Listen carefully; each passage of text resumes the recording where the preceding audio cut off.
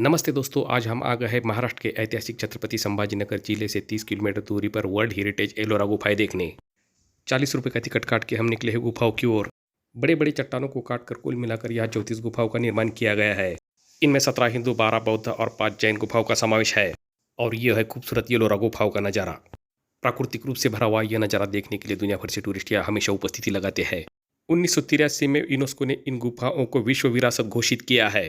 अब हम आ गए हैं शिव जी को समर्पित कैलाश गुफा के सामने। गुफा में प्रवेश करते ही हमें दिखाई देता है गजलक्ष्मी का शिल्प और सामने की दीवार पर दिखाई देते हैं गोवर्धन पर्वत उठाते हुए श्री कृष्ण और लक्ष्मी नारायण के शिल्प। यहाँ बुद्धि की देवता गणेश, शक्ति की देवता गजराज, गंगा, सरस्वती, दीप स्तंभ, कीर्ति स्तंभ के शिल्प अभी भी सुस्थिति में मौजूद है। इस गुफा का निर्माण टॉप से बॉटम होने के कारण इसे विश्व का एक अजूबा माना जाता है। इतिहास के अभ्यासक और वैज्ञानिकों के लिए भी यह वास्तुकला एक अभ्यास का विषय है।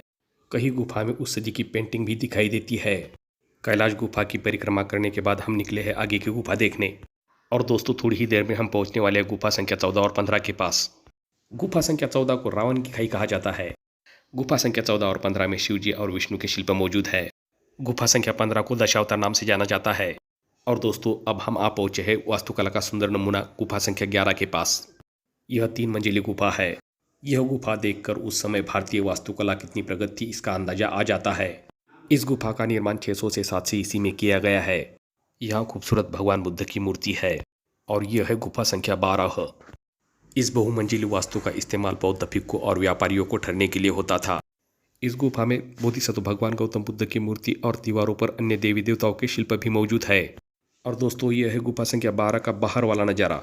चट्टानों के बड़े बड़े पिलर पर खूबसूरत नक्काशी की है। और दोस्तों, यह है खूबसूरत गुफा संख्या 10। इस गुफा पर छोटे परिवार का शिल्प दिखाई देता है। खूबसूरती की वजह से इसे कारपेंटर हाउस भी कहा जाता है। इस गुफा में हीनयान और महायान की झलक दिखाई देती है। यह एक प्रमुख प्रार्थना हॉल है। यहाँ स्तूप और भगवान बुद्ध की 15 फीट वाली मूर्ति उपदेश करती हुई दिखाई देती है। यह गुफा देखने के लिए दुनिया भर से भारी मात्रा में यहाँ टूरिस्ट आते हैं। दीवारों पर अन्य देवी देवताओं के शिल्प भी मौजूद है। दोस्तों, इस अद्भुत गुफा की वास्तवता यह है कि 10 मार्च से 14 मार्च तक शाम को सूरज की रोशनी भगवान बुद्ध के चेहरे पर गिरती है और यह नज़ारा देखने के लिए दुनिया भर से लोग यहाँ आते हैं। गुफा के अंदर से ऐसे बाहर का नज़ारा दिखाई देता है। हिंदू और बौद्ध गुफा देखने के बाद हम देखने वाले हैं जैन गुफाएं। यहाँ से 1.5 किलोमीटर की दूरी पर गुफा संख्या 30 से 34 जैन गुफाएं मौजूद है। यह 5 गुफा का समूह है। यह गुफा देखने के लिए MTDC की ओर से बस की सुविधा भी उपलब्ध है। गुफा संख्या 30 का निर्माण टॉप से बॉटम होने के कारण इसे छोटा कैलाश भी कहा जाता है। इन गुफाओं का निर्माण 800 CE से 1000 CE में यादव वंश के शासनकाल में हुआ है। जैन धर्म में दिगंबर और श्वेतंबर 2 पंथ होते हैं। यहाँ 24 तीर्थंकर के मूर्तियों के साथ पार्श्वनाथ की मूर्ति भी मौजूद है। गुफा संख्या 32 इंद्र सभा और गुफा संख्या 33 जगन्नाथ सभा जैन धर्म के प्रमुख मंदिर है।